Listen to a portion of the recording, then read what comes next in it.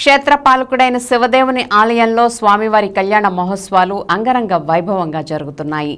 ఇందులో భాగంగా శుక్రవారం ఆలయంలో విశేష కార్యక్రమాలు జరిగాయి.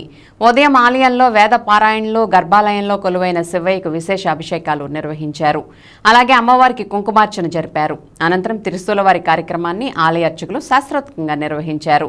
ఆ తర్వాత స్వామి అమ్మవార్లకు ఆలయ అర్చకులు వసంతాన్ని సమర్పించారు. అనంతరం ప్రత్యేకంగా అలంకరించిన ఒక వాహనంలో గంగా పార్వతీ సమేత శివదేవుడు సోమూర్తుల నుంచి పుష్పాలంకరణలు చేసి అర్చనలు చేశారు. హారతులు సమర్పించారు. అనంతరం మేళతాళాలు, మంగళ వాయిద్యాల నడుమ స్వామివారి కొలువైన వాహనం క్షేత్ర పురవీధుల్లో విహరించింది. ప్రతి ఇంటి ముందు భక్తులు స్వామి అమ్మవార్లకు హారతులు సమర్పించగా అర్చకులు వారిపై వసంతాలను వేడుకగా చల్లారు. ఈ ఉత్సవం భక్తులకు నేత్రపర్వమైంది.